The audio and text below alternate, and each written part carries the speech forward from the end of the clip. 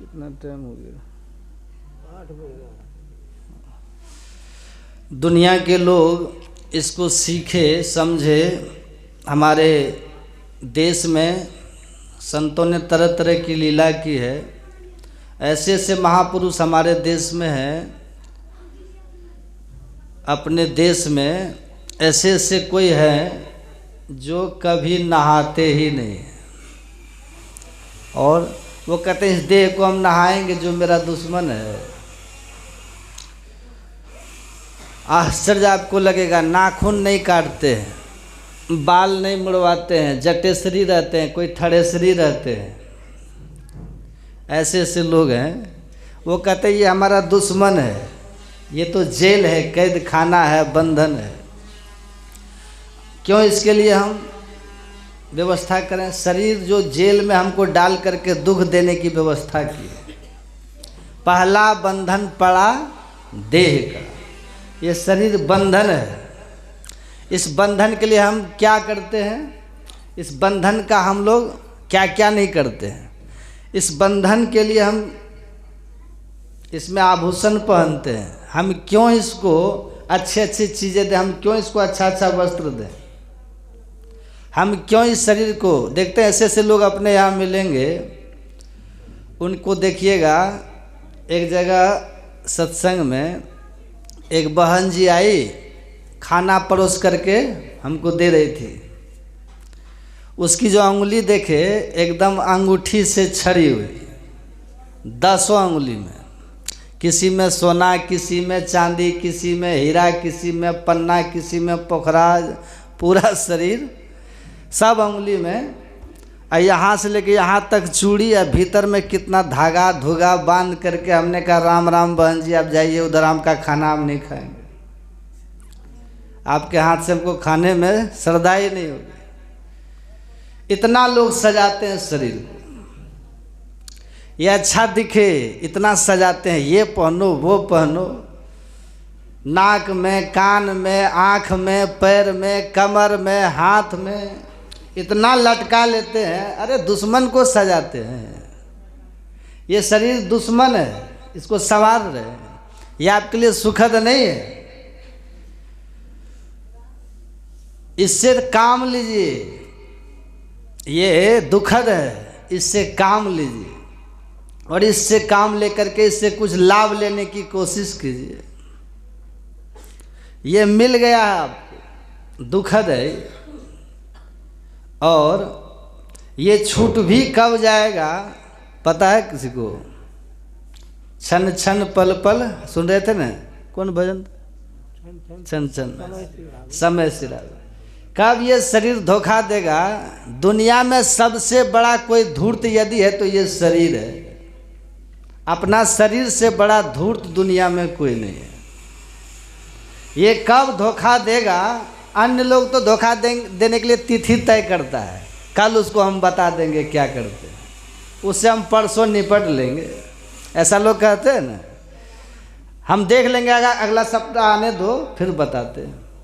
ये लोग तो तिथि तय करते हैं, समय का इंतजार करते हैं, समय बनाते हैं लोग। परसों देख लेंगे, तरसों देख लेंगे, फलाना देख लेंगे, और फलाना दिन हम फलाना समय उसको बता देंगे। ये दुनिया के लोग तो आपको धोखा देने के लिए समय निश्चित करता है। ये दुनिया के लोग आपको परेशान करने के लिए तिथि तय करता है, वो समय सुनिश्चित करता है, मुहूर्त देखता है। और शरीर मुहूर्त देखता है? ये शरीर आपको धोखा देने के लिए कोई तिथि तय करता है? नहीं करता। ये सबसे बड़ा धूर्त है शरीर अपना। ये कब आपको धोखा दे देगा इसका कोई अता पता नहीं है। हमारे गुरु महाराज कहते हैं औचक ही गिर जाए। औचक मतलब अचानक। अचानक कहाँ गिरेगा? हम खूब बढ़िया से इसमें बैठे, अंगुलियों में अंगूठी पहन लिए, पैर की अंगुलियों में बिछिया पहन लिए, नाक में नथनी पहन लिए, कान में कुंडल पहन लिया। कुंडल भी क्या, लोग बाल्टी पहनते हैं, इतना बड़ा बड़ा लटकाते हैं। देख देख के डर लगता है कहीं कान फट नहीं जाए, ऐसे ऐसे देखते हैं कभी कभी, इतना बड़ा बड़ा लटका लेती है। झुम्मर ऐसा लगता है जैसे कान फट जाएगा उनका। अब कितनी मेहनत करके कितना परिश्रम इसके लिए किए होंगे सोचिए। सोना फ्री में आता है क्या? कितना समय लगाए होंगे, कितना समय लगाए होंगे उसमें बनाने में, उसके लिए पैसा इकट्ठा किए होंगे, समय लगाए होंगे, कितनी मेहनत किए होंगे, और तब ला के कहाँ कहाँ लटका दिए। इसको आप कितना सम्मान दिए, कितना इसको प्रेम दिए, कितनी इसकी आपने सेवा की शरीर की, कितना इसका आपने आओ भगत किया, कितनी शानदार स्थिति में इसको ला करके खड़ा कर दिया। लेकिन ये ऐसा धूर्त है, किस क्षण, किस मुहूर्त पे, किस तिथि में, किस मुहूर्त में, किस समय में ये आपको धोखा दे करके निकल जाएगा, पता चलेगा। नाम सुमर नर बाबरे तेरी सदा न देहिया रे, है गुदड़ी सी उठ जाएगी। गुदड़ी देखें, गुदड़ी हटिया होता है ना, गुदड़ी हटिया आप लोग जानते होंगे क्या होता है वहाँ? गुदड़ी हटिया के लिए हमने ये सुना कि गुदड़ी हटिया कब लगे कब उठे उसका कोई समय निश्चित नहीं, वो कब यो लग जाएगा कब यो उठ के चल देगा। गुदड़ी हटिया, गुदड़ी सी उठ जाएगी चेत अभागी रे, आ माटी के बर्तन बन्यो, आ पानी ले साना रे, आ बिनसत बार न लागी है क्या राजा क्या राणा रे। ये मिट्टी का ही तो है, मिट्टी से तो बनी है। क्षितिजल पाव गगन समीरा पंच रचती है अधम शरीरा, 5 तत्वों से बना हुआ शरीर अधम है। अधम किसको कहते हैं? निकृष्ट को अधम कहते हैं, जो धम से गिरे खत्म हो जाए। कैसा शरीर है ये महाधूर्त है। इसके लिए लोग क्या क्या नहीं करते। अच्छा आप सच सच कहिएगा, मकान आप किसके लिए बनाते हैं? बोलिए। शरीर के लिए ना, शरीर के लिए बनाते हैं ना, सही बात है।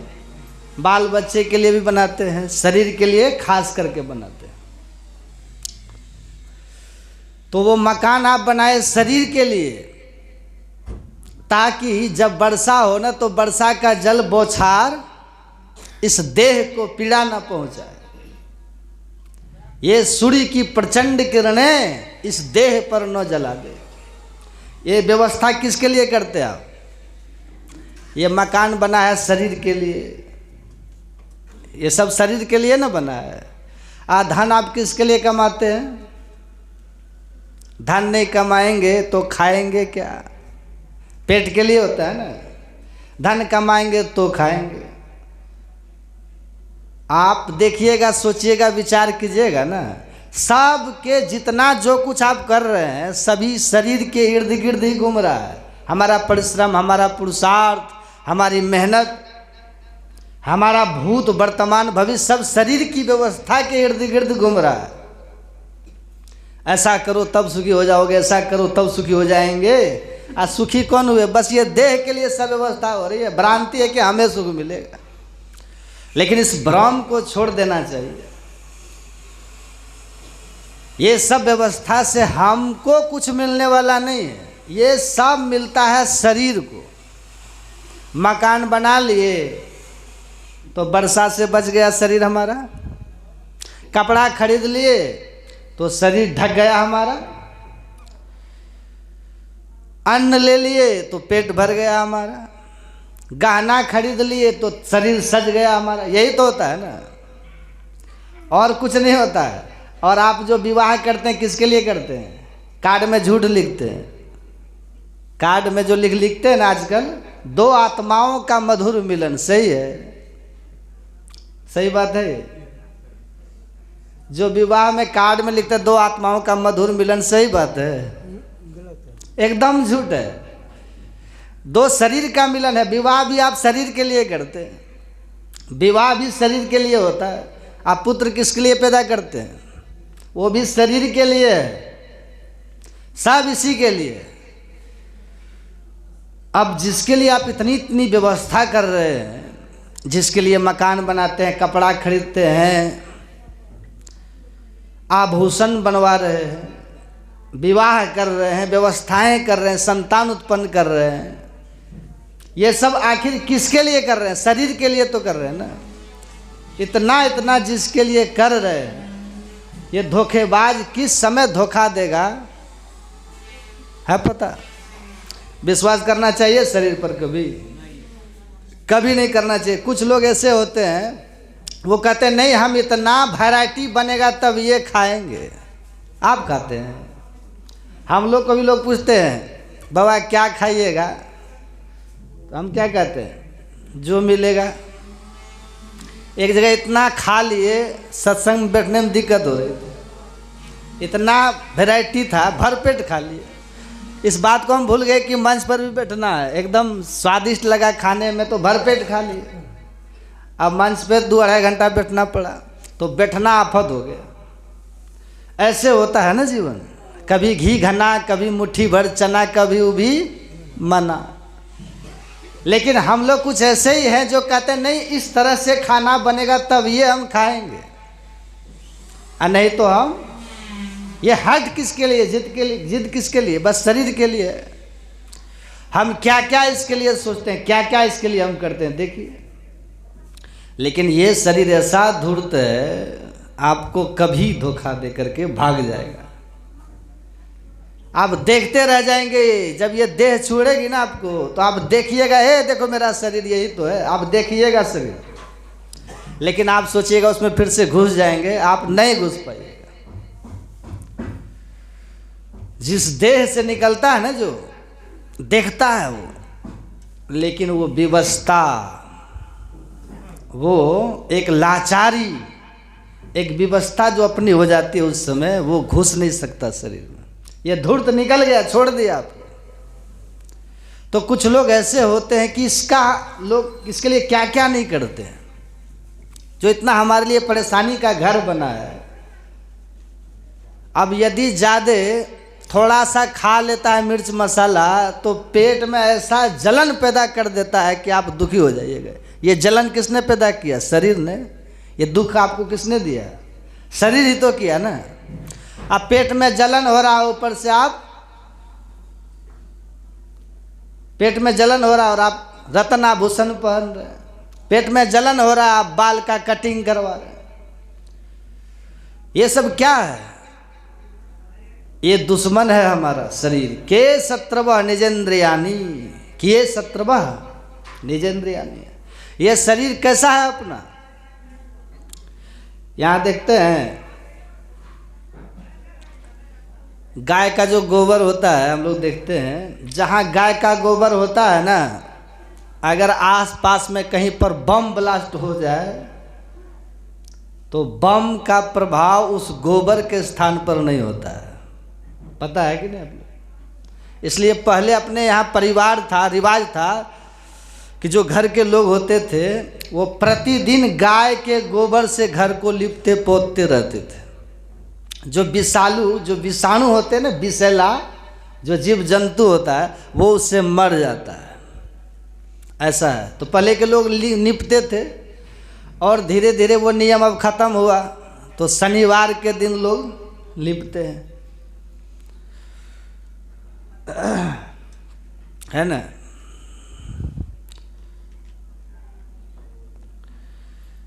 तो और स्कूल में भी शनिवार के दिन क्या होता है? पहले होता था शनिवार को लिपि पोती होता था स्कूल में। गाय का गोबर का देखिए महत्व क्या है। अब गौमूत्र का महत्व तो आप लोग को पता होगा, वो तो कैंसर को भी खत्म कर देता है। गौमूत्र ऐसा है, चाहे भीतर में कोलेस्ट्रोल हो, थायराइड हो, किडनी का रोग हो, कुछ भी हो, बस गौमूत्र पीजिए, वो नुकसान का सवाल ही नहीं। वो कितना देखिए लाभ देता आपको। लेकिन शरीर अपना वैसा है क्या? बोलिए, शरीर है वैसा? हम लोग देखते हैं गांव घर में, देखते हैं यदि बिना कहे घुस जाते हैं शौचालय में, और यदि वहाँ टट्टी जहाँ तहाँ दिख जाती है तो उल्टी हो जाती है। हे भगवान! गाय के गोबर रहते तो उल्टी होगा? मनुष्य का गोबर देखिए उल्टी कर देता है व्यक्ति। कितना खराब है ये शरीर। गाय का जन्मदिन कभी कोई मनाता है? इतना बढ़िया फैक्ट्री है वो, उसके लिए जो गोबर निकलता है, वो गोबर देखिए कंपोस्ट वही ना आपके फसल को लहला देता है। वही गोबर से देखिए कितना दवाएं बन जाती है। और गोबर का रस निकाल करके उसको पीजिए, बहुत लाभ होता है। इसके लिए बहुत बहुत दवाई कहाँ कहाँ बन रही है, लोग बना रहे हैं। गोमूत्र से कितना लाभ होता है। आप पंचामृत जानते हैं कि नहीं? पंचामृत, पंचामृत में क्या सब होता है? गोबर, गौ, दूध, दही और घी, पांचों मिला खाइए पंचामृत है। ऐसा कोई मनुष्य का पंचामृत खाएगा? बोलिए ना, कितना निकृष्ट है। हमारे गुरु महाराज इस बात को लिख दिए पदावली में, कार्तिक काया, कार्तिक काया, काया मतलब शरीर, कार्तिक काया नीच माया, मूत्र बूंद से है बनो। सोचिए कैसा शरीर है। आपका कुंडल किस चीज से बनता है? कान वाला घड़ा देखें, घड़ा, मिट्टी का घड़ा। मिट्टी का घड़ा किस चीज से बनता है? मिट्टी से। अब घड़ा में आप जहाँ खोजिएगा तो क्या दिखेगा? उसमें मिट्टी ही दिखेगी ना। आप आभूषण पहनते हैं, कान में कुंडल, नाक में नथ पहनते हैं सोना का, तो उसमें जहाँ भी खोजिए क्या मिलेगा? उसमें सोना ही मिलेगा। मिट्टी का घड़ा है तो जहाँ खोजिएगा मिट्टी ही मिलेगी उसमें। सोना का है तो जहाँ खोजिए सोना ही मिलेगा। चांदी का है, जहाँ खोजिए चांदी ही मिलेगी। शरीर किससे बना है हम लोग का? गुरु महाराज कहते हैं मूत्र बूंद से है बनो। कितना गंदा है। इसका लोग पूजा करते हैं। तो कुछ लोग ऐसे होते हैं कि इस दृष्टि से इस देह का तिरस्कार करते हैं। और शंकराचार्य जी महाराज ने तो हद कर दिया। कोवा नरको, नरक क्या है? कहा स्वदेह, शरीर ही नरक है। हमारे गुरु महाराज ने तो जेल कह दिया, बंदी खाना, काया दुर्ग दुखद बंदी खाना। अब वो शंकराचार्य नरक कह देते हैं। नरक है। कार्तिक काया नीच माया, मूत्र बूंद से है बनो, माही पूरन मलन। पूरन पूरा मल ही मल है, पूरा गंदगी ही गंदगी है। माही पूरन मलन सो जो जाय नहीं सकलो गनो। ऐसो तन संग कहाँ गर्भसी, मूढ़ अति ही अजान रे। नाम भजू अभिमान तजू, क्षण भंगुर तन मस्तान रे। कैसा शरीर है ये, सोचिए। भगवान बुद्ध कहते हैं अठिनंग नगरंग कतंग मंस। ये हड्डियों का एक ढांचा खड़ा है। हड्डियों का ढांचा खड़ा है। कभी कल आपको अपना शरीर का असली रूप देखना हो ना, तो आप निकाल के देख लीजिएगा, मोबाइल में देखिएगा कैसा लगता है शरीर। हड्डी देख के डर जाइएगा, भूत है।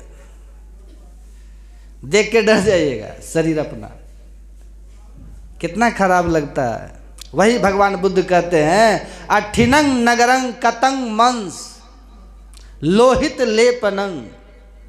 ये शरीर हड्डियों का नगर, हड्डियों का ढांचा है। इसके ऊपर मांस लेप दिया गया है, मांस, खून लेप दिया गया है। और ऊपर से चमड़ा से इसको मढ़ दिया गया है। चमड़ा से मढ़ दिया, रक्त मांस इसमें लेप दिया। हड्डी का नगर, हड्डी का ढांचा है। इसमें रहता है क्या? जठ जरा च मच्चू च मनो मक्खो च ओहि। तो इसमें अहंकार रहता है कि नहीं? हम मास्टर साहब है, अहंकार है कि नहीं?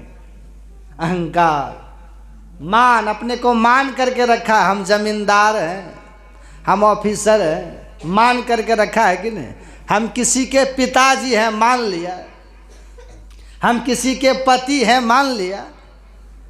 7 फेरा, क्या फेरा लगाते हैं शादी में? मंडप पर लगाए होंगे ना फेरा, हैं? क्या फेरा लगाते हैं? 7 फेरा ना। 7 फेरा लगाए अब पंडित जी मंत्र पढ़ दिए, मान लिए कि हम लोग पति पत्नी है, मान लिए। कुत्ता कुत्ती कभी मानता है? अन्य जानवर कोई मानता है? मनुष्य सब शरीर मानता हुआ है, मान लिया। मान लिया कि ये अहंकार इसमें बसता है, मान इसमें संजो करके रखे हुए हैं। अब विचार कीजिए। और सबसे जो खतरनाक है, इसमें मृत्यु का वास है। मृत्यु जिस दिन माँ के पेट में हमारे जन्म का वो सब गर्भाधान संस्कार जिस समय हुआ, उसी समय मृत्यु साथ पकड़ लिया। माँ के पेट में जिस क्षण हम प्रवेश किए ना, उसी क्षण मृत्यु हमारे साथ लग गई। मच्छु मतलब मृत्यु, भगवान बुद्ध कहते हैं। अब कल्पना कीजिए, मृत्यु साथ ही है, साथ में हमारे साथ ही मृत्यु रहती, उसी दिन मृत्यु प्रवेश कर गई। हर क्षण हमारी मौत हो रही है, लेकिन पता चलता है। जवानी है आपकी, अभी कहाँ गई जवानी? मर गई। बालपन है आपका, बालपन कहाँ गया? बालपन मर गया।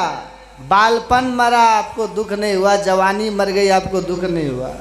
बुढ़ापा मर जाएगा तो कितना दुख होगा। लेकिन बुढ़ापा जब आता है ना, बालपन जब आता है, तब नादान रहते हैं, अज्ञानी बने रहते हैं। जवानी जब आती है तो मस्ती से भर जाते हैं, जवानी मस्तानी लेके आती है। लेकिन भगवान बुद्ध कह रहे हैं, जरा जरा ये बुढ़ापा मृत्यु से भी बदतर है। भगवान न करे कि कोई झुलझुल बूढ़ा होकर के घसीट घसीट करके मरे। बहुत दुखद स्थिति होती है, देख करके बेचैनी आ जाती है लोग। इसीलिए एक डॉक्टर के यहाँ एक बूढ़ा को हमने देखा। बूढ़ा क्या, वो साधु बाबा ही थे, संत मत के साधु थे। वो साधु ने अपनी सारी संपत्ति दूसरे महात्मा को दे दिया। अब वो महात्मा अपने नाम सब कुछ करवा लिया। जब वो मरने लगे, बहुत पुराना, 100 साल से ज़्यादा उनकी उम्र। अब वो जब मरने लगे तो उसके हाथ में ईंटा बांध करके लटका दिया। दोनों हाथ में 2 ईंटा बाकी चौकी से लटका दिया ऐसे। अब पैर में भी ईंटा बांध दिया। कहा कोई उपाय ही नहीं इसके सिवा। विचार कीजिए। अब वहीं पर बैठे बैठे पैखाना करता है, मलमूत्र का त्याग कर रहा है, उसी स्थिति में कर रहा है। भगवान बुद्ध कहते हैं, ये जरा, ये मृत्यु तो बस दस्तक देगी, लेके चल देगी। लेकिन उसके पहले जो बुढ़ापा की स्थिति आती है ना, वो बहुत दुखदायी होती है। वो तोड़ देता है व्यक्ति को, वो कहीं का नहीं छोड़ता है। जो आपके अपने हैं ना, वो शत्रु बन जाते हैं बुढ़ापा में, शत्रु हो जाएंगे। शत्रु अभी देखते हैं ना, सब कितना प्यार करते हैं जवानी में। पहले तो ऐसे ही, हम कभी काल कोई सामान के लिए दुकान में जाते थे ना पहले, तो हम लोग को देख लोग साइड हो जाता था, हे पागल महात्मा, उधर उधर हटो, अपने साइड देता था। तो ऐसे रहते थे। कुछ लोग ऐसे होते हैं, इस देह के पीछे ज़्यादा पड़ते ही नहीं है, बस इससे जो काम लेना है, भई परापत मानुष देहुरिया, अब प्रभु मिलन की यही तेरी बेरिया। तो क्यों इसके पीछे पड़ते हैं? अब इतना जो हम बोल रहे हैं तो सबका चेहरा गमगीन हो रहा है कि नहीं? सब उदास, क्योंकि पीछे सब इसी के न पड़े हैं, सब इसी शरीर के पीछे पड़े हैं। वो ऐसा चादर ओढ़ा था, हम ऐसा चादर ओढ़ेंगे। वो ऐसा कोट पहना था, हम ऐसा कोट पहनेंगे। उनका शर्ट ऐसी थी तो हमारी शर्ट ऐसी होगी। उनका कपड़ा ऐसा तो हमारा कपड़ा ऐसा, उसका ड्रेस ऐसा तो हमारा ड्रेस ऐसा होगा। इसी में लोग जी रहे हैं। उसका मकान ऐसा तो मेरा मकान ऐसा। ये हमारे सपनों का जो भवन खड़ा है, सब देह के लिए। जो सपनों का इमारत खड़ा है ना हमारा, ये सब इसी देह के लिए। और इतना अभी जो हम बोल रहे हैं ना, देखते सबका चेहरा उतर चुका है, एक है ना, सबका चेहरा, क्या बाबा लोग सुना रहे हैं सब फालतू बात, क्या बक रहे हैं ये। लेकिन यथार्थ यह हकीकत ही है ये, बिनु सत्संग विवेक न होई, राम कृपा बिनु सुलभ न सोई। ये शरीर साधन है, ये आपका कोई सखा मित्र सहोदर ऐसा आप मत समझिए, ऐसा ही सब भ्रम है। इस देह के प्रति सदैव सजग सावधान रहना चाहिए। ये बड़ा धोखेबाज है, ये कहाँ धोखा दे के छोड़ के चल देगा। लोग कहते हैं मर के चला गया, हम कहते हैं नहीं नहीं वो तो है, ये है देह छोड़ के चली गई। ऐसा कहिए कि देह छोड़ के चली गई। जीव कहीं जाता है क्या? जीव मरता ही नहीं, ये देह छोड़ के चली जाती है। 5 तत्व से बनी थी शरीर देह हमारी, क्षितिजल पावक गगन समीरा, पंच रचित अधम शरीरा। मिट्टी से, पानी से, अग्नि, हवा, आकाश से, ये 5 तत्वों से शरीर हमारा बना था। ये छोड़ दिया, फिर मिट्टी से मिल गई, अग्नि से मिल गई, पानी से मिल गई। जितने तत्व से बना था ये सब व्यष्टि समष्टि में जाकर के मिल जाती है। ये छोड़ के हमको चला गया, इसको हम पकड़ के रख पाएंगे? पर कोशिश तो लोगों की जारी है, पकड़ के रखने की कोशिश जारी है। अब भीतर में सब जानते हैं कि रख नहीं पाएंगे, पर कोशिश जारी है। एक बूढ़ी माताजी प्रणाम किया, माताजी पूछा, हाँ बाबा आपका स्वास्थ्य बहुत अच्छा लग रहा है माताजी, कृपा है गुरु महाराज की। बाबा कितनी उम्र है आपकी माताजी? का 75 लगभग। बाबा 75 साल की उम्र है आपकी? हाँ, इतना काला काला बाल आपका।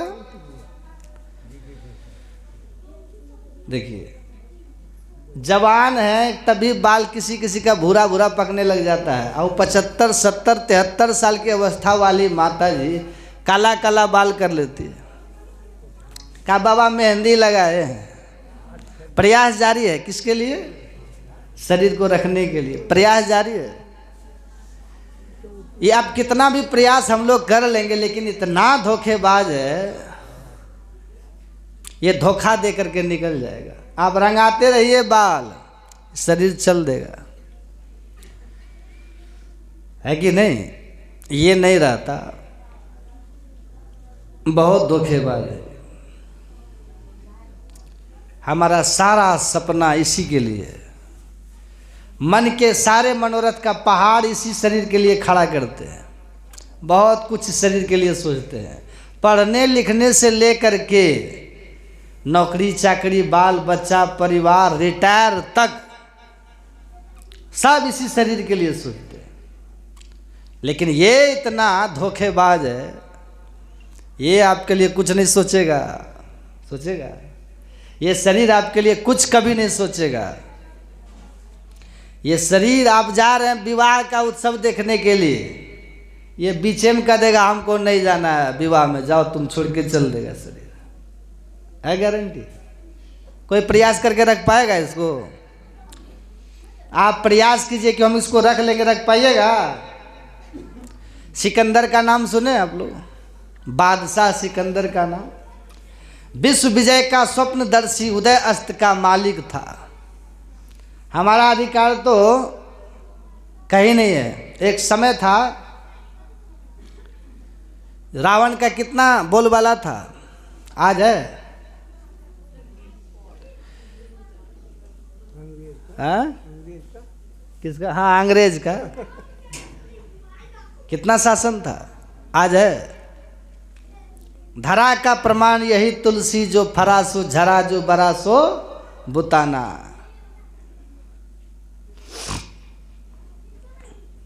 वृक्ष से फल टूट पड़ी है, कबहू न लागत डार। सिकंदर की तोती बजती थी चारों तरफ, विश्व विजय का स्वप्नदर्शी था। और क्या मजाल कि कोई उसके सामने आंख उठा के देख ले, तलवार चल जाती थी। अब वही जब भारत आया, अब पंजाब में रावी नदी के किनारे एक संत से मिला, दंडनायक नाम था उनका। उनके जब आश्रम में वो गए, और वहाँ जो उनका तेज, उनकी प्रखरता, उनकी प्रबुद्धता, उनकी सजगता, उनका होश हवास, उनका ज्ञान की प्रखरता जब उन्होंने देखा, उसका अहंकार चूर चूर हो गया सिकंदर का। पहले तो अपने सेवक को कहा बुला के ले आओ। सेवक गया बुलाने, तो वो महात्मा ने कहा देखो ठीक है, तुम्हारा बादशाह, तुम्हारा महाराजा राजा है, लेकिन हम राजा के पास क्यों जाएंगे? हम तो तुम्हारे राजा की सेना में भर्ती हम होना है नहीं, क्योंकि उस काबिल हम है नहीं, और हमारे पास कुछ है नहीं कि तुम्हारे राजा की कुछ इच्छाओं की पूर्ति करूं। हमें तो कोई ज़रूरत है नहीं, और ना हमें तुम्हारे राजा से कुछ लेना देना है। हम क्यों जाए तुम्हारे राजा के पास? यदि उसको कुछ चाहिए हमसे तो वो आ जाए। अब ये जाके जैसे उसको सुना दिया, उसका टेम्परेचर तो शिखर छू लिया। अब ऐसा स्वाभिमानी व्यक्ति को कोई ऐसा चोट मारे, उसके अभिमान पर प्रहार करे, तो कैसे फन करेगा वो? निकाल लिया तलवार सिकंदर, चलो देखते हैं कौन है। अब पास जब आया, उनकी सरलता, उनकी विनम्रता, उनकी सहजता, सब कुछ देख करके, उनको देखते ही चंदन शीतल चंद्रमा जैसे शीतल संत, तैसे शीतल संत। जैसे चंद्रमा में शीतलता होती है, चंदन में शीतलता होती है, ऐसे ही संत में शीतलता होती है। उनको देखते ही सिकंदर का पारा ठंडा हो गया। महाराज की जय। तब कहा कि महाराज आप आशीर्वाद दीजिए। कहा क्यों? मैंने सब संसार, पूरे संसार को जीत लिया हमने, बस ये भारत बाकी है। कहा भारत को तू जीत नहीं पाएगा। कह देगा कोई ऐसा सीधा? हम लोग किसी को उल्टी बात करना चाहते, थोड़ा घुमा फिरा के लाग लपेट करके तब बोलते, सीधा बोलेंगे पता नहीं क्या कर देगा। कोई बात अगर बोलनी होती है ना, उल्टी भी पड़ी बात, तो बड़ा उसमें लाग लपेट मिर्च मसाला पहले लगाते हैं, पहले नूनू बाबू कर लेते खूब बढ़िया से प्रसन्न करके, और तब ऊपर से धीरे धीरे कटु बात को सुनाते हैं। और वो सीधे कहता तुम अब जीत नहीं पाएगा। चौंक गया। उनकी बोलने में इतना दम था, इतना विश्वास था दंडयान का, उनकी आवाज़ में इतना गहरा एक विश्वास, उनकी बात में इतना ओज तेज, उनको विश्वास हो गया कि ये आदमी झूठ नहीं बोल सकता, ये झूठ इसको छू नहीं सकता, तू जीत नहीं पाएगा। कहा महाराज क्या कह रहे हैं आप? कहा हाँ ठीक कह रहा हूँ। और देखो तू जो इसको जीत करके, आज सबको जीत करके तुम सुखी होना चाहते हो ना, अब तुम्हारे नसीब में सुख ही नहीं लिखा है। कहा क्यों? क्योंकि अब तुम बस क्षण भर के मेहमान हो, तुम्हारी मौत होने वाली है। ये मौत से कौन नहीं डरेगा? अब तुम बहुत दुख में पड़ने वाले हो, और यदि तुम सुखी होना चाहते हो तो बस एक उपाय करो। तुमने जिनका तूने आंसू बहाया ना, उसका आंसू जाके पोंछो, यही है उपाय। कितने को तूने अनाथ बनाया, कितने माताओं का तूने सिंदूर धो दिया, ये तूने बहुत बुरा किया है। बस थोड़े दिन तुम्हारा है, यदि तुम सुख चाहो तो जाकर के बस उसके आंसुओं को पोंछो, उन बच्चों को थोड़ा सहारा दो जिसको तूने अनाथ बनाया, उन लल्लाओं को, अबलाओं को थोड़ा सहारा दो, सहयोग दो, जिसको तूने विधवा बना करके छोड़ा है। चौंक गया सिकंदर, डरा। कहा ये आदमी झूठ नहीं बोल सकता, झूठ इसके जीवन में नहीं लग रहा है, ये सत्यनिष्ठ है, ये सत्य के धरातल पर खड़ा है, झूठ बोल ही नहीं सकता। इतना उसको विश्वास हुआ, भागा वहां से। कहा कहाँ भाग रहा है? उसको अपनी माँ से बहुत प्रेम था, पता है ना।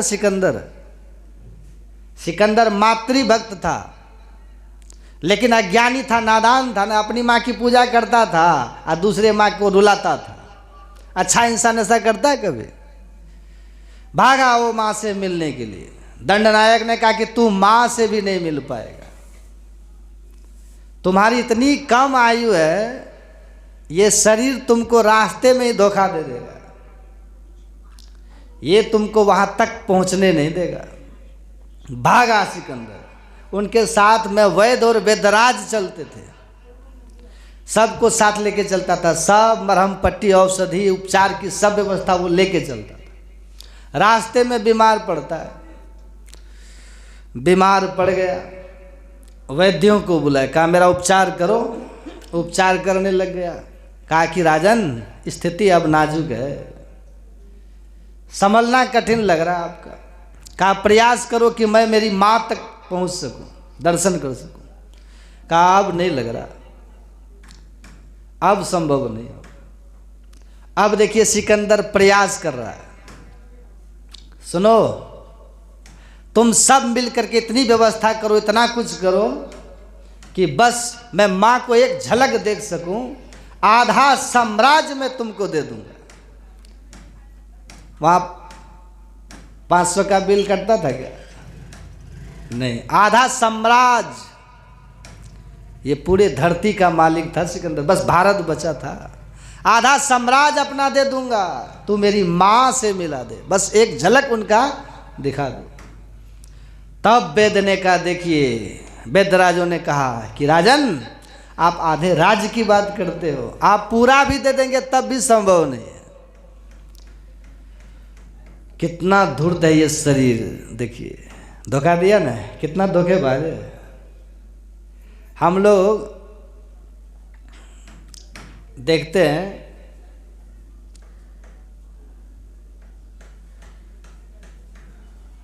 इसलिए कुछ लोग ऐसे हैं इस शरीर की कोई व्यवस्था नहीं करते, ये महा धोखेबाज, इससे उपयोग करते हैं। ये कब धोखा देगा? सारी व्यवस्था हमारी धरी की धरी पड़ी की पड़ी रह जाती। ये तो धरती पर का था सिकंदर, है ना। हिरण्यकशिपु का नाम सुने? हिरण्यकशिपु का नाम, उसको क्या वरदान मिला था? हिरण्यकशिपु को क्या वरदान मिला था? उसको क्या वरदान था? हिरण्यकशिपु ने कहा कि हम इस शरीर को रख लेंगे।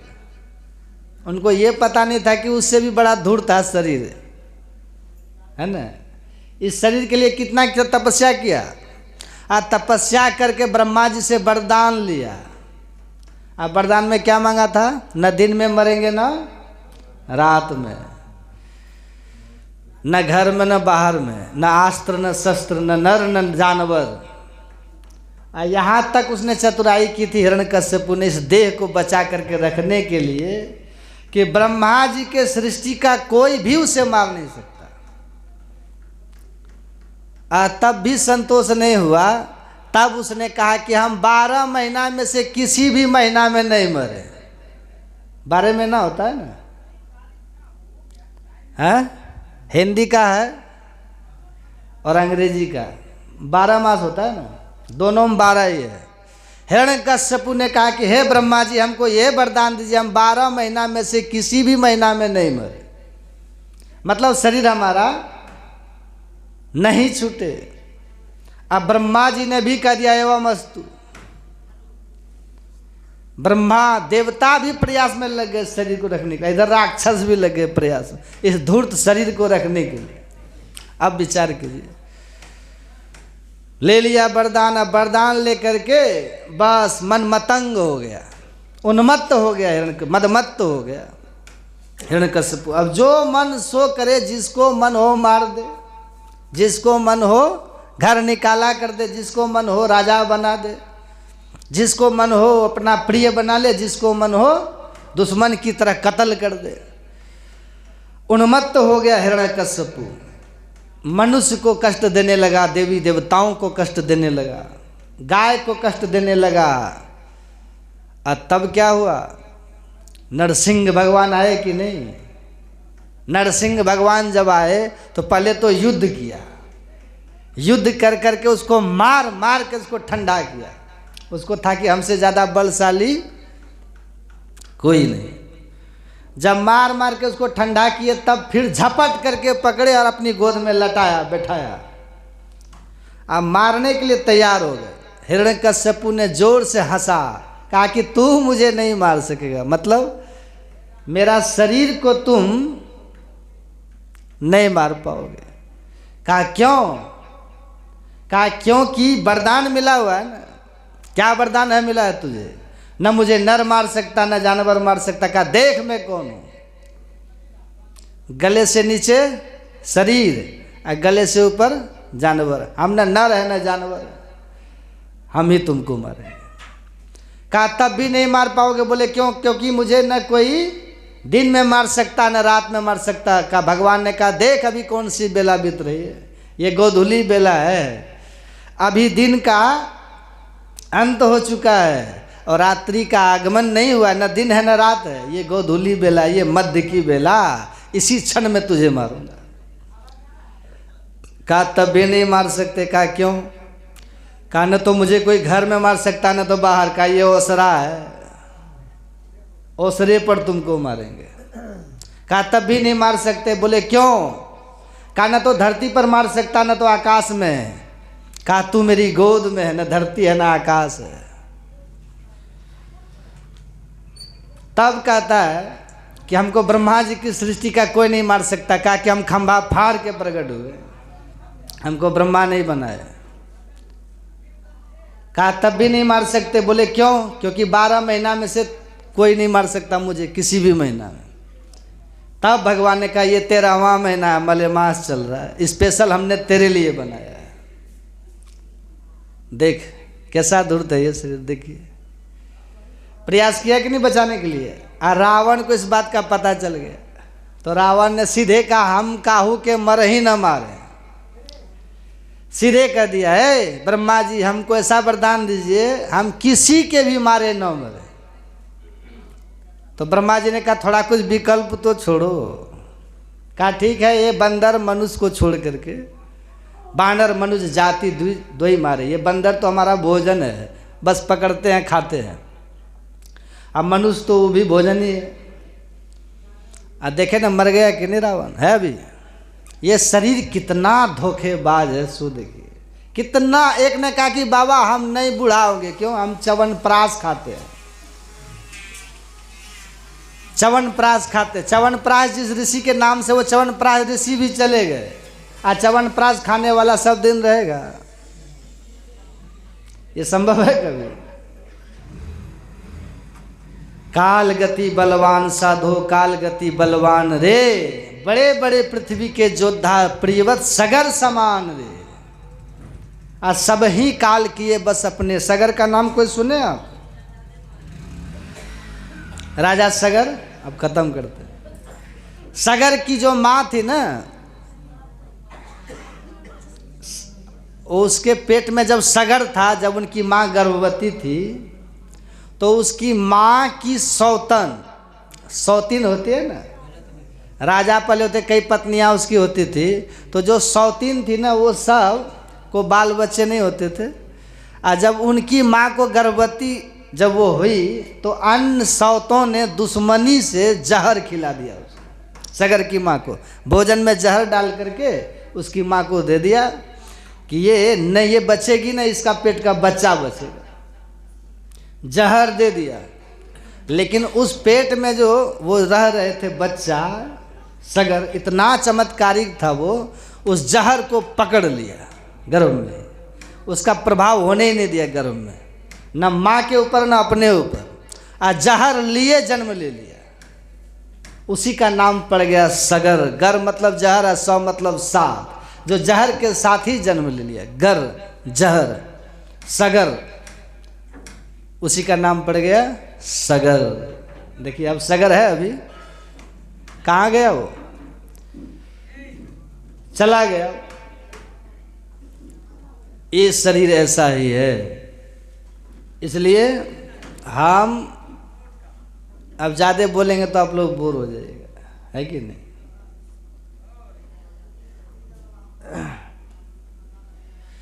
देखिए श्री कृष्ण भगवान को पढ़िएगा, गीता का 2रा अध्याय वचन। भगवान कहते हैं देहेस्मिन् यथा देहे कौमार्गं यौवनं जरा तथा देहांतर प्राप्तिर धीरज तत्त न मोह्यते।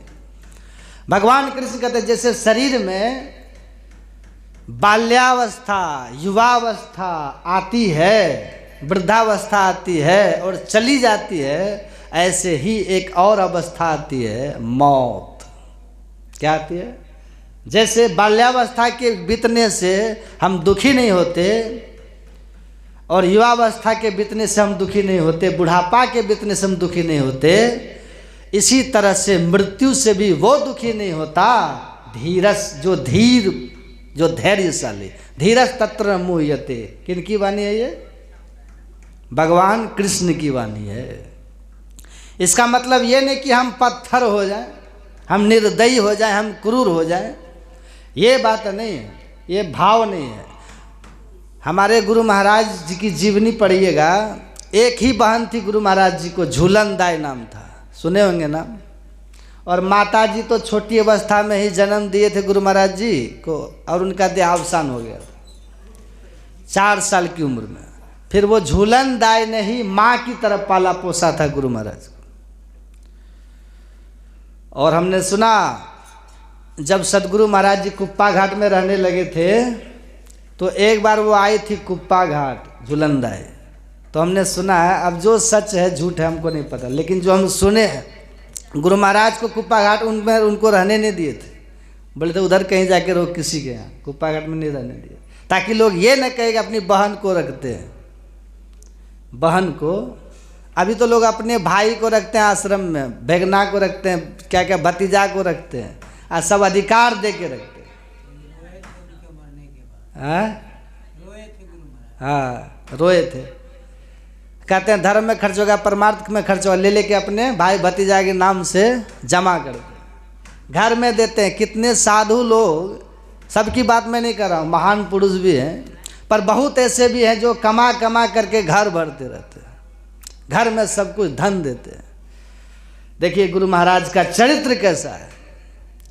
लेकिन जब वही बहन दाई का शरीर छूटा था, झूलन दाई का, तो बहन का, तब गुरु महाराज रोते थे। सुन रहे, बता रहे ना, क्योंकि माँ की तरफ पाला था ना। किसी ने कहा सरकार आप तो संत हैं, संत को इतना मोह शोभा नहीं देता। कहा संत है तो क्या हृदय संत को नहीं होता है क्या? संत का तो और हृदय कोमल होता है। संत हृदय नवनीत समाना, कहा कबिन पे कह ही न जाना। और हम लोग भी, अब ये सब कहने की बात नहीं है, हम लोग भी टूट गए, टूट जाते हैं, महात्माओं भी कभी टूट जाते हैं। 9 महीना पर जो पेट पे रखती है वो मामूली बात है, पाल पोस के बड़ा करती है तो वो मामूली बात है। माँ की पूजा करनी चाहिए, लेकिन विवेक साथ में होना चाहिए। विवेक रहे साथ में, इतना हम न टूट जाए, इतना न हम बस हो जाए कि हम अपने कर्तव्य से भ्रष्ट हो जाए, ऐसा भी नहीं कीजिएगा। तो इन सब बातों को याद करने से तब लगता है कि नहीं, भजन ही साधन है, सत्य है, भजन ही सार्थ है, सारथ है। भजन करेंगे तब एकमात्र मृत्यु से बचने का एकमात्र उपाय है भजन, ध्यान। अब बुढ़ापा के दुख से बचने का एकमात्र उपाय है ध्यान, भक्ति, और कोई उपाय नहीं। उसी को हम आजकल कहते हैं, टालते रहते हैं, और जो किंचित भी काम आने वाला नहीं है उसके पीछे लोग जीवन खपा रहे हैं। यही हमारी अज्ञानता है। इसी बात को प्रहार करने के लिए सत्संग ध्यान है। कोई गुणगान करने के लिए सत्संग नहीं होता है। इसी बात को प्रहार कर, थोड़ा भीतर में अफसोस हो, हमें भीतर में थोड़ा लगे कि हम कुछ सोचने के लिए विवश हो जाए, थोड़ा दुनिया क्षणभंगुर लगे, है कि नहीं? कौनू हासो किमानंदो, क्यों हंस रहे हैं आप, क्या आनंद है आपको यहाँ? निचम पजलते सती, दुख से जल रहे हैं लोग। इसलिए अंधकारे न ओनद्धा, अंधकार से निकलिए। अंधकार है ना भीतर में, उससे निकलिए। पदिपंग गवस्सथा, दीपक की खोज कीजिए, दीपक की खोज कीजिए। दीपक जब एक बार मिल जाएगा तो मृत्यु से बच जाइएगा। दीपक कुम्हार के यहाँ बहुत मिलेगा आपको, तो बच जाइएगा। यहाँ तो कुम्हार पंडित जी दीपक जो बनाते हैं उससे नहीं काम होने वाला है, उस दीपक से। अंदर में दीपक जलाए, जो दीपक अपने भीतर में जल रहा है घट घट दीपक बरे, लखे नहीं अंध है, लखत लखत लखी पड़े कटे जम फंद। एक बार अपने भीतर का दीपक मिल जाए ना, बस यही एक उपाय। यही काम नहीं किया था हिरण्यकश्यपु ने, इसलिए इतना कुछ होने के बाद भी तड़प तड़प करके मरा। दुनिया का सब काम किया था सिकंदर, यही काम नहीं किया था, इसलिए तड़प तड़प करके मरा। ये भूल हम लोगों से न हो, दोहराया जाए। लेकिन दोहरा रहे हैं हम लोग, दोहराते रहते हैं। इसलिए कहते हैं आंख रहते हुए हम अंधे हैं, आंख के बावजूद भी हमको दिख नहीं रहा है। किम आश्चर्यम, आश्चर्य क्या है? अहन्न हनि भूतानि से शास्त्रत्वमिच्छन्ति, गच्छन्ति है यमालयम से शास्त्रत्वमिच्छन्ति। किम आश्चर्यम मतः परम, इससे बड़ा आश्चर्य क्या होगा? सत्संग तो हो रहा है, ध्यान कर रहे हैं, पर प्रसंग चल रहा है मौत का। बिना मौत को समझे हम जन्म की महत्ता नहीं समझ पाएंगे। कल बाबा का जन्मदिन है ना, जब किसी को धूप लगे ही नहीं तो छांव का महत्व देगा? वो देगा? भूख लगे ही नहीं तो वैरायटी का महत्व रहेगा उसके लिए? छांव के महत्ता को जानना चाहते हैं तो पहले धूप की प्रखरता को थोड़ा जान लीजिए। जन्मदिन की महत्ता को जानना है तो थोड़ा मृत्यु के भयंकरता को भी जान करके तब जो जन्मदिन मनाएंगे वो बहुत श्रेष्ठ होगा। कुछ कर जाइएगा जीवन में, कुछ दे जाएगा हमें जीवन में। और ऐसे केवल ये शरीर महाधूर्त है, धोखेबाज है, ये कहाँ धोखा दे करके आपको ठग करके चल देगा पता भी नहीं चलेगा। जीवन कहिए झूठ और साच है मरण को। इस बात को देखते हैं, सबका चेहरा गमगीन हो गया आज। धूप तो कम झुल जाएगा लेकिन ये बात ज़्यादा झुलसा दिया आपको। ठंडी से कम झुलस रहे हैं लेकिन बात से सब ज़्यादा ठंडा पकड़ रहा है। इसे झुलसे रहिए कल तक। कल बाबा का जन्मदिन खूब बढ़िया से मनाइएगा, है कि नहीं? देखिएगा आपका जप होते रहेगा, बाबा क्या करी, हे गुरु महाराज, हे गुरु महाराज, हे गुरु करते रहिएगा। अपने जो होगा जप, यही बस मशीन है इसका। अब फिर कल सुनिएगा प्रातः काल में, और फिर 3 बजे से ध्यान है। जिसके जिसके पास मोबाइल है निकाल लीजिएगा। आज महर्षि में ही आश्रम चैनल को सब्सक्राइब कर लीजिए। इसका नाम ही है महर्षि में ही आश्रम। महर्षि में ही आश्रम, जो संतों का ज्ञान है इस चैनल के द्वारा उसी का ज्ञान मिलेगा। क्या क्या देखते रहते लोग मोबाइल में, टीवियों में, ये संतमत का ज्ञान, इसको चैनल सब्सक्राइब कर लीजिए। महर्षि में ही आश्रम, जितने बड़े बड़े महापुरुष हैं, संत हैं, सबका दर्शन भी कीजिएगा, प्रवचन भी सुनिएगा। तो अपने अपने मोबाइल में सब निकाल लीजिएगा, यूट्यूब में महर्षि में ही आश्रम, उसको सब्सक्राइब कर लीजिए। श्री सद्गुरु महाराज की, श्री सद्गुरु महाराज की जय। आरते संग सत गुरु के की जय।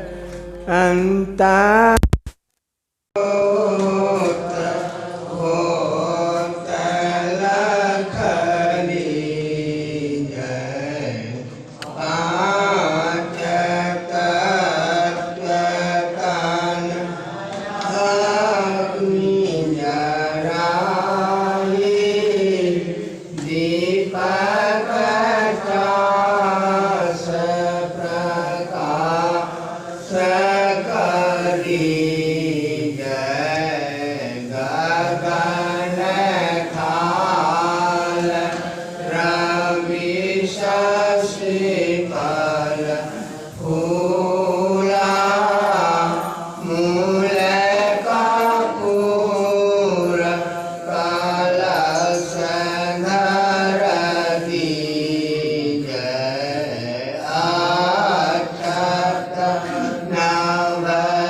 नवतार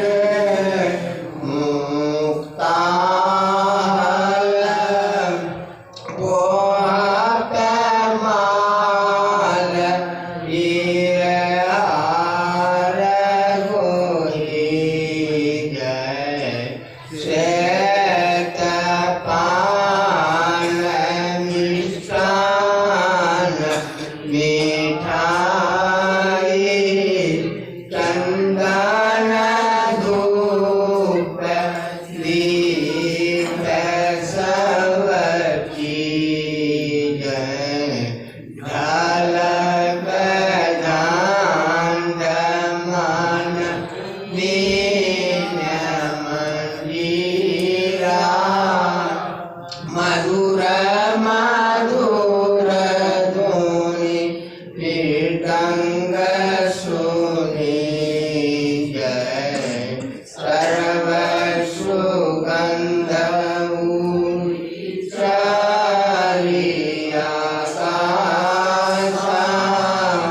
मधुकर कमल केले धुनि निर्मल ज्योत जरत घट माहि देखत दृष्टि दोष सब जय आधर धार अमृत गरियाव चतमत द्वार अमर रस बीज पी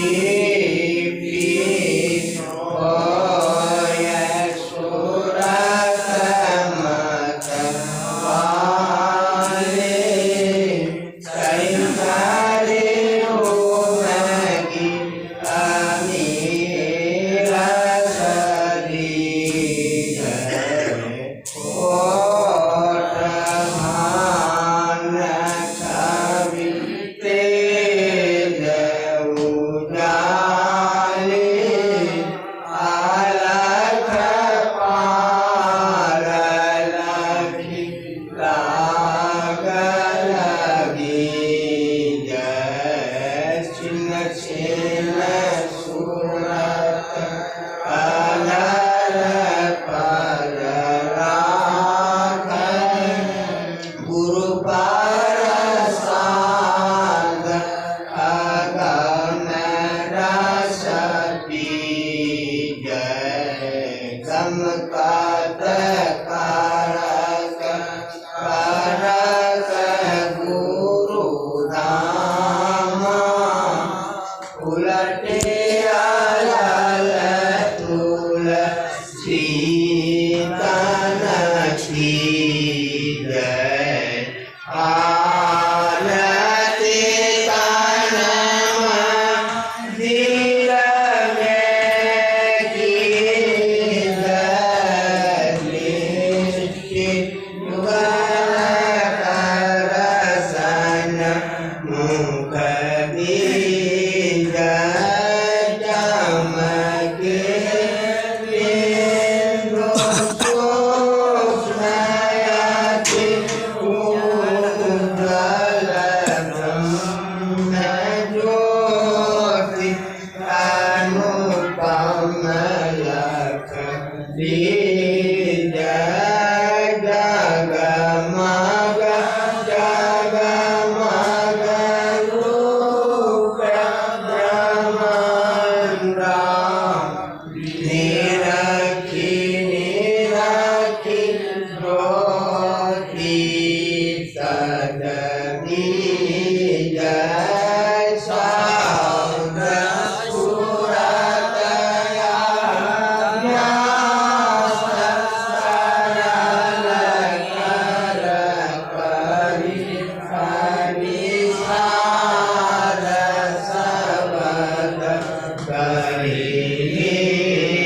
जय श्री योगति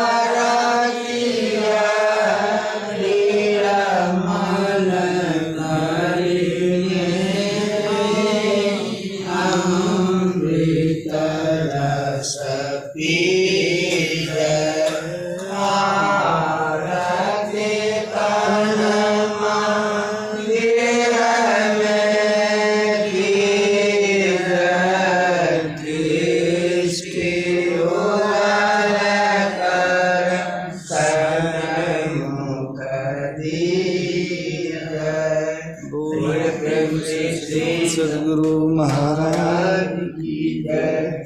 जय गुरु महाराज, जय गुरु महाराज।